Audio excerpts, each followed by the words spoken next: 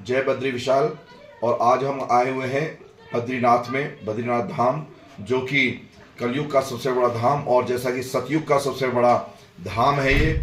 और यहाँ पर हमें मिले हैं इस मंदिर के पुजारी जी, और उन्हों से हम प्रार्थना करते हैं कि वो कुछ हमें इस मंदिर के बारे में बताएं।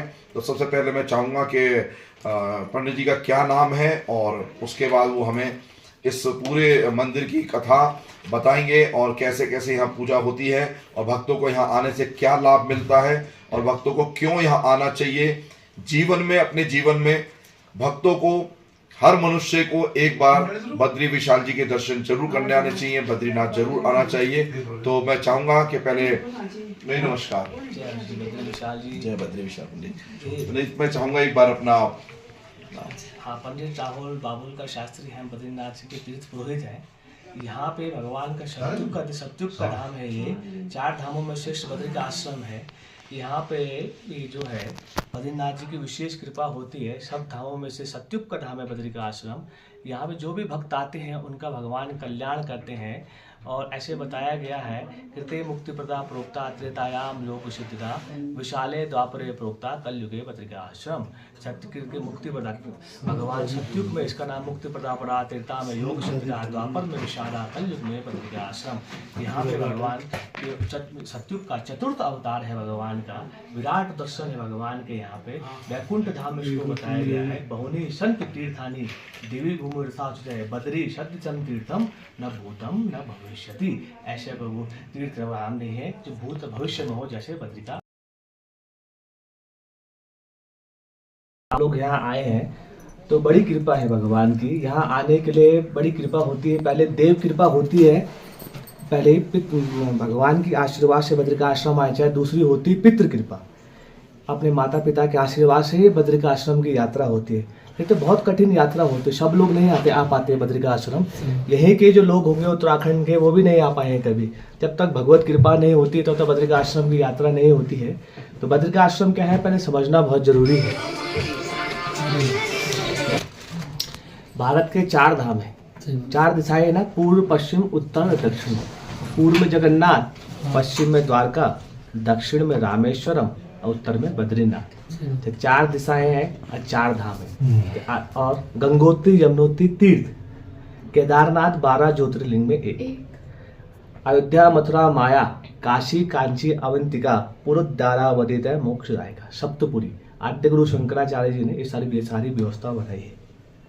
तो बद्रीनाथ क्या है, ये सतयुग का धाम है।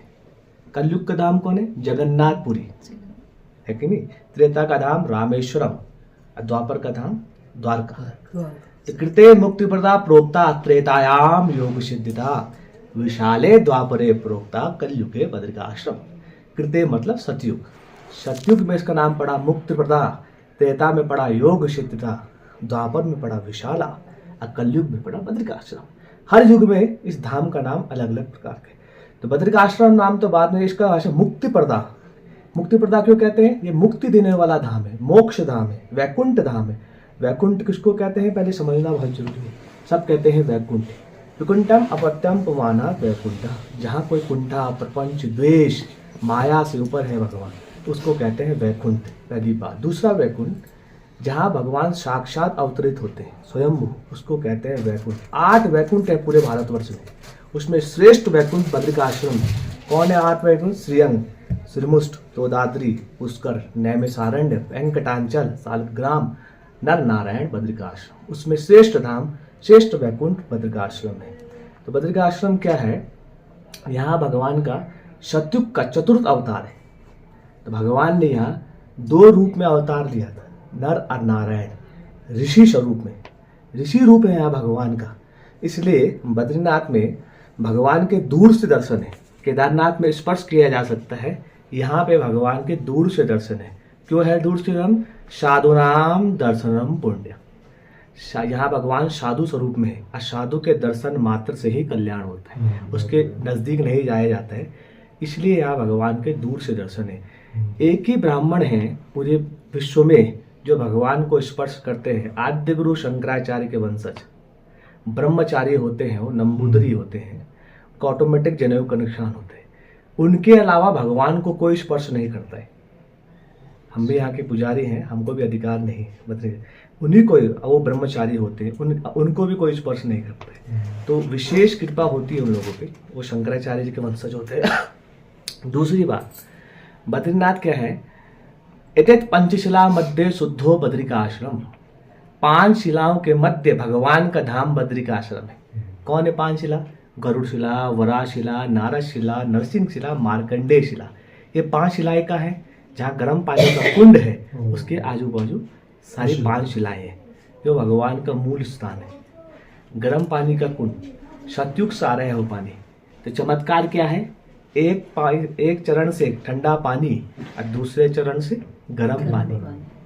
तो चमत्कार ये है, जब भगवान तप में बैठे थे तो अग्निदेव प्रकट हो गए कि प्रभु सारे देवताएं आपकी सेवा कर रहे हैं, हमें भी सेवा का मौका दे। भगवान ने कहा, प्रभु अग्निदेव आप तो अग्नि हैं, आपको स्पर्श करेंगे तो भस्म हो जाएंगे, तो पहले आप अपने स्वरूप को बदले। तो भगवान ने भगवान का आदेश सुन के अपने स्वरूप को बदला और जल का स्वरूप ले लिया। तो तब उसमें अग्निदेव का वास है, उस गर्म पानी के कुंड के अंदर, इसीलिए इसको वन्य क्षेत्र भी कहते हैं। तीसरी बात, दूसरा क्या है, दूसरे पाँव से क्या है, अलकनंदा, गंगा गंगेत यो विराट यो जनानां सतेरिपि मुच्यते सर्पाप विष्णु लोकश्च गच्छति। वो अलकनंदा जो है विष्णुपदी बोला जाता है उसको, सारे पापों को, सबके पापों को नष्ट करके मोक्ष प्रदान करके और विष्णु लोक को प्रस्थान कर लेती है और वहीं से आती है। इसीलिए तो जब कपाट बंद होता है तो उस दीपक को जला के आ जाते हैं हम लोग। वो तो अभी भी चल रहा है, उस समय भी चल जाता है। हम जला के कपाट बंद कर देते हैं और भगवान, उसके बाद चंदन का लेप भगवान को लगाया जाता है, कुमारी कन्याओं द्वारा घृत कमल भगवान को लगाई जाती है, जिससे उनकी ऊर्जा बाहर ना आए। और चमत्कार ये होता है, जब 6 महीने बाद कपाट खुलेगा तो अखंड ज्योत के दर्शन होते हैं। सबसे बड़ा चमत्कार। दूसरा चमत्कार भगवान का क्या है, यहाँ पे चमत्कारी मूर्ति है बहुत, बद्री विशाल जी की, बहुत तेज है उसमें भगवान का। जो जिस प्रकार का भक्त होता है, जिस प्रकार की उसकी साधना होती है, उसी प्रकार उसको भगवान दर्शन देते हैं। वैष्णव जो होते हैं ना, वैष्णव, उनको भगवान वहाँ चतुर्भुज आकार में दिखेंगे। लिंगायत जो होते हैं उनको भगवान वहाँ शिवलिंग में दिखेंगे। देवी के उपासक जो होते हैं उनको भगवान देवी के रूप जटाओं में दिखेंगे। अब शास्त्री जी ने बोला पर हमको तो दिखाई नहीं, तो हमने कहा जो वैष्णव होते हैं, लिंगायत होते हैं, क्या आप उनमें से जो भी भक्त होंगे वाकई में वैष्णव है, वाकई में लिंगायत है? बोलने से नहीं होता है, आत्मा से परमात्मा के मिलन होता है। और जब अंदर से आप उस चीज़ को मान, तभी आपको वही चीज़ दिखेगी, नहीं तो जैसे सबको दिखेगा वैसे आपको दिखेगा। पहली बात। दूसरी बात क्या है, भगवान ने नर नारायण दो रूप में भगवान ने यहाँ तप किया था। तो क्या है, बद्रिका आश्रम जहाँ पे आप बैठे हैं, यहाँ नर पर्वत है, नर पर्वत में आप बैठे हैं, इसके पीछे जो पर्वत है नर पर्वत है। जहाँ पे भगवान का मंदिर है वो नारायण पर्वत में है। नर नारायण पर्वतों मध्य भगवान का धाम बद्रिका आश्रम है। और दूसरी बात, भगवान के यहाँ एक तरह से आप ये समझिए, सब पे विशेष कृपा यहाँ पे भगवान के होती है। और यहाँ पे भक्त जो भी आते हैं, बड़े भाव से जो भगवान की प्रार्थना करते हैं भगवान के लिए, तो उनकी मनोकामनाएं पूर्ण होती है। दूसरी बात, षण्मासाम देवते पूजे षण्मासाम मनोवस्तता इते कृते मनुष्याणाम कल्याणम चोपपद्धति। स्कंद पुराण। 6 महीने यहाँ पे नर पूजा होती है। नर पूजा जो हमने कहा था, ब्रह्मचारी जो ब्राह्मण होते हैं, रावल जी जो आपने अंदर देखे होंगे, ब्लू रंग के जिन्होंने कोट पहना था, वही भगवान को 6 महीने वो पूजा करते हैं, नर पूजा होती है। अब जब कपाट बंद हो जाते हैं तो 6 महीने यहाँ देव पूजा होती है। देव पूजा मतलब देवताओं द्वारा भगवान का पूजन होता है। देवताओं में भी किसको अधिकार है? नारद जी को उसका अधिकार है भगवान का पूजन करने का। इसीलिए 6 महीने जब कपाट बंद होते तो नारद जी भगवान का पूजन करते हैं, इसीलिए इसको नारदीय क्षेत्र भी कहते हैं। तो नारद इसी रूप में भगवान उनका पूजन का, पहले केदारनाथ का अभिषेक होता है, फिर बद्रिका आश्रम का अभिषेक होता है। तो यहाँ पे क्या है, श्रीमद् भागवत की रचना भी बद्रिका आश्रम में हुई थी। सारी एकादशी को वरदान में भगवान ने बद्रिकाश्रम में दिया था। उर्वशी माता का मंदिर भी बद्रिकाश्रम में है। जब भगवान तप में बैठे थे तो इंद्रदेव आ गए। उनको नहीं मालूम था कि माया से भ्रमित हो गए थे ये कौन ऋषि है, और उनको ऐसा लगा कि मेरा सिंहासन संकट में आ जाएगा। उन्होंने सारी अप्सराएं भेज दिया, तब भी कुछ नहीं हुआ। खुद इंद्रदेव भी आ गए, तब भी कुछ नहीं हुआ। फिर भगवान ने कहा अब मुझे चमत्कार दिखाना होगा। उन्होंने अपने बाएं जांग में थपकी मारी, ऐसी अप्सरा निकली, सारी अप्सराएं उसमें फीकी पड़ गई। उर्वशी माता निकली वहाँ से। भगवान इंद्रदेव समझ गए स्वयं नारायण है, तो उन्होंने आशीर्वाद लिया भगवान से और उर्वशी को स्वर्ग के लिए प्रस्थान के लिए भेजा। तो उर्वशी माता का भी यही है मंदिर। और यहाँ पर जो है भगवान की अनंत कृपा होती है भक्तों पर। यहाँ पे माता लक्ष्मी ने भगवान के लिए छाया की थी। जब भगवान तप में बैठे थे तो माता लक्ष्मी ने विचार किया हो जाए और उनकी तप भी भंग न हो। उनके सम्मुख बैठना मर्यादा के खिलाफ है। एक होता है मर्यादा, भगवान तप में बैठे, तो उन्होंने विचार किया। तो उन्होंने देखा हिमालय है, यहाँ बर्फ, पानी, सर्दी, धूप, बहुत कष्ट है, यहाँ पे ठंडा है। तो उन्होंने विचार किया और भगवान का स्मरण करके अपने स्वरूप को बदल दिया। जब अपने स्वरूप को बदला तो बेर खाते ना हम लोग, बेर, तो बेर का पेड़ हो गए और अपने बेर का पेड़ छाया करती भगवान पे। जब भगवान पे छाया किया तो भगवान कई युग हो गए। माता लक्ष्मी ऊपर सारे कष्ट अपने ऊपर ले रखा है नारायण। और जब भगवान के नेत्र खुले तो उनके आंखों से अश्रु आ गए। तब उन्होंने देखा माता लक्ष्मी इतना कष्ट अपने पे दे रखा है। तब उन्होंने वरदान दिया, हे लक्ष्मी जा मैं तुझे वरदान देता हूँ, कलयुग में मेरे नाम से पहले तेरा नाम स्मरण होगा, इसलिए बद्री नारायण, लक्ष्मी नारायण, लक्ष्मी के नाथ, लक्ष्मी बद्रीनाथ, लक्ष्मी का आश्रम, बद्री का आश्रम, और सीता, राम और राधे ऐसे भगवान का नाम बद्री विशाल का नाम बद्री नारायण पड़ा। जो भी है, कोई रजाई गद्दे के लिए छाया दान करता है, कोई भूमि दान करता है, छाया करे अपने यथाशक्ति जितनी जरूरत, ऐसे भगवान ने यहाँ बोला। दूसरी बात, यहाँ पे ब्रह्म कपाल शिला है। जब भगवान शिव को ब्रह्म हत्या का पाप लगा था, ब्रह्मा जी के जो 5वें मुख था, वेदों के लिए अशब्द बोलने लग गए थे, तब शिव जी के त्रिशूल से वो मुख काट दिया गया। पूरे ब्रह्मांड को मुख नहीं निकला। जैसे मुक्ति पर्दा यहाँ पे आए, वो त्रिशूल से मुख छटक के एक शिला बन गई। तब भगवान ने कहा, तब माता पार्वती ने बोला, प्रभु इस शिला को वरदान दे, क्योंकि हिमालय शिव भूमि है। भगवान नारायण ने शिव से ये भूमि मांगी थी। तब भगवान ने कहा ठीक। तब भगवान ने बोला, शिव में कृतम विशालायाम पिंडिन उत्तृष्य भावनी अन्य तीर्थम न च श्राद्धम केवलम तर्पणम चले। जो भी यहाँ भक्त पिंडदान करेगा उसके पितृ मोक्ष को रहेंगे, अब वैकुंठ में जाएंगे, उसके बाद उसको कहीं पिंड करने की जरूरत नहीं है, क्योंकि वैकुंठ के बाद तो कुछ होता ही नहीं। ये तो अनंत है भगवान की यहाँ पे कृपा। क्योंकि पहले तो ये जो बद्रिका आश्रम है ये गंधमादन पर्वत पे है। तो भगवान गंधमादन पर्वत तो लांघते हुए मुक्त प्रदान में आए, क्योंकि भगवान शिव से नारायण ने लीला की थी। तब वो यहाँ हिमालय पे आए थे। तो जब लीला की तो शिव तो जानते थे, क्योंकि ऐसे पद्म पुराण कहता है, शिवाय विष्णु रूपाय विष्णवे शिव रूपणे शिवस्य हृदय विष्णुश्च हृदय शिवा। एक मूर्ति स्त्रो देवा ब्रह्म विष्णु महेश्वरा त्रिनामस्तरम नास्ति गुण भेदा प्रकृतिरा। भगवान कहते हैं शिवधारी विष्णु, अब विष्णुधारी शिव को मैं प्रणाम करता हूँ। ब्रह्मा विष्णु महेश हम तो एक ही हैं, पर हमारे गुणों में भेद बदलाया गया है। गुणों क्या है? एक रचेता है, एक पालनहार, एक श्रृंगार है।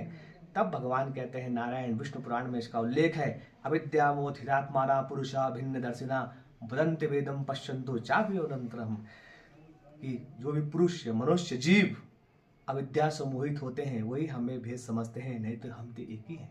शिव आराध्य है विष्णु, शिव के आराध्य नारायण, नारायण के आराध्य शिव। ऐसे भगवान का यहाँ बद्रिका आश्रम पर विशेष कृपा है। सब धामों में श्रेष्ठ बद्रिका आश्रम को बताया गया है। एक तरह से बोला जाए सुप्रीम कोर्ट में आए हैं आप। यहाँ पे जो भी फैसला हो गया सारे देवताओं को मान्य होता है, सब धाम उनको प्रणाम करते हैं। ऐसे भगवान का नाम बद्रिका आश्रम में है। यहाँ पे अनंत कृपा यहाँ भक्तों पे होती है भगवान, क्योंकि भगवान यहाँ भाव को देखेगा।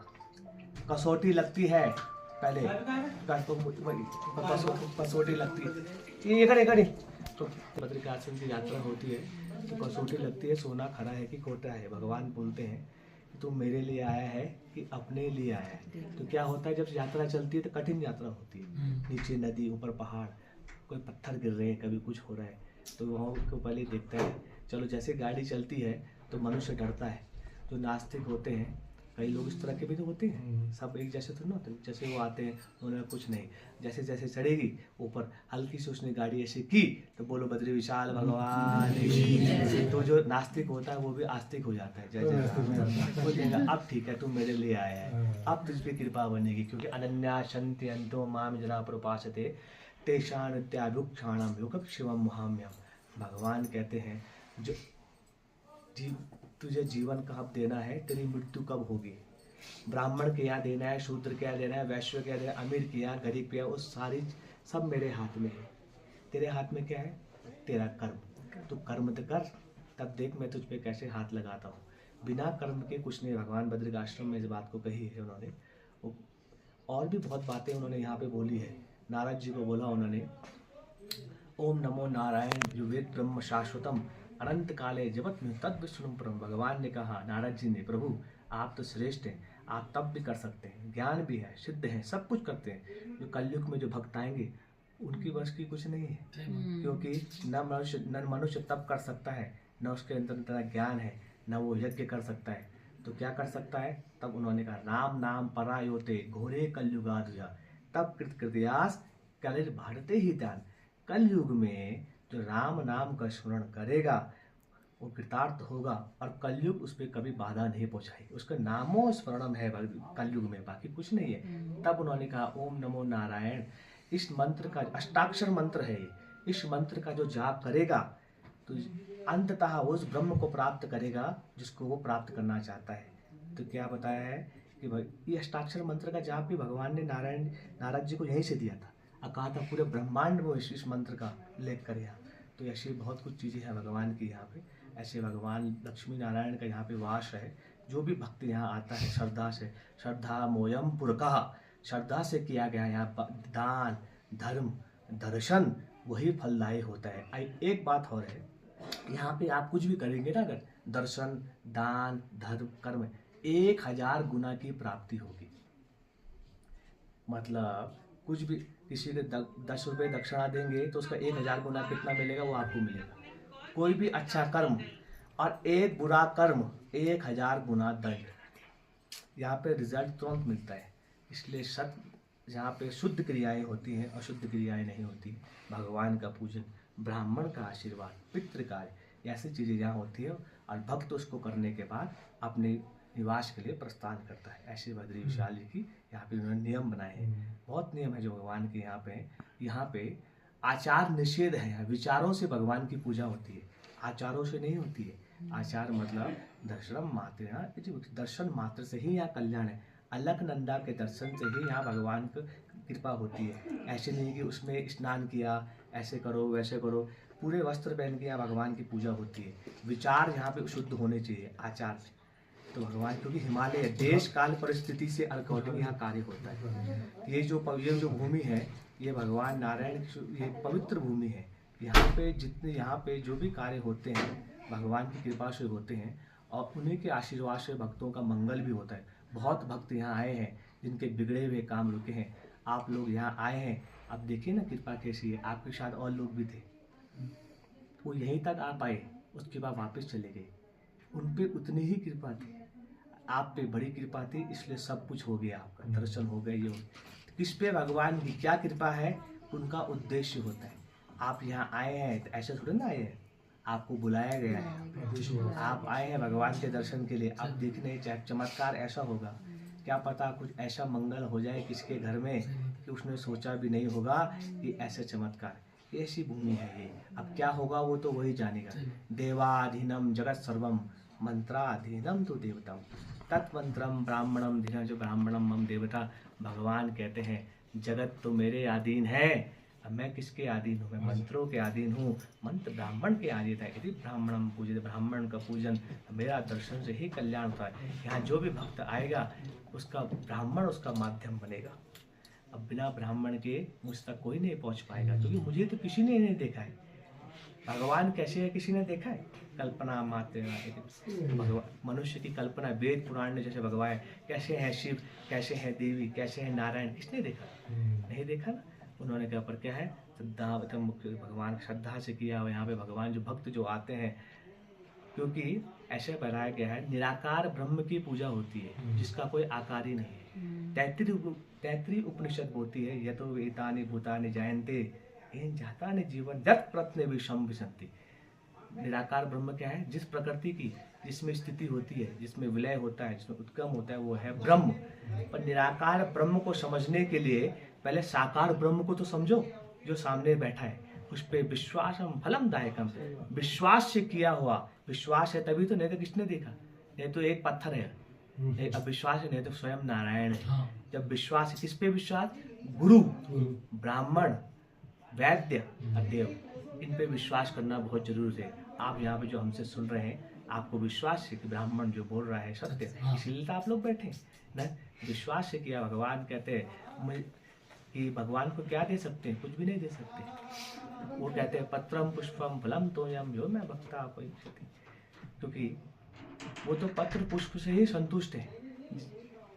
जिन्होंने पूरी प्रकृति को जन्म दिया है, जिनकी धर्मपत्नी लक्ष्मी है, उनको क्या दे सकते हैं? तदियं वस्तु गोविंद तुभ्य में समर्पे तुलसी दल मात्रेण जलश्च चुलकेन विक्रीणेत्वेन समात्माना भक्तव्यो भक्तवत्सला। वो बोलते तुलसी पत्र से और चुल्लू भर जल से ही, अश्रु मात्र से ही मैं प्रसन्न हूँ। मुझे आडंबर नहीं चाहिए। 10 सोने की थालियां रख दी और मन में भाव नहीं है। वो अहंकारम बलम दर्पम कामम क्रोधम सस्यता ममात्मा प्रदेश वृत्ति संत। अहंकार से भरे हुए लोग अपने मन में भी और दूसरे के मन ईश्वर के प्रति नाशवान भक्ति रहते हैं। गीता भगवत गीता इस बात को कहती है। तो क्या बोला उन्होंने? कहा आत्मसंभाविता स्तब्धा धनमान मदान्विता यदंति नाम यज्ञ दम्बे नाम विदपूर्वकम। मिथ्या प्रतिष्ठा से भरे हुए लोग बड़े अहंकार से मेरा यज्ञ और पूजन करते हैं, जो मुझे मान्य नहीं है। तब नारद जी बोलते प्रभु आपको क्या मान्य है? उन्होंने कहा श्रद्धा मोयम पुरुषा, श्रद्धा से किया हुआ है।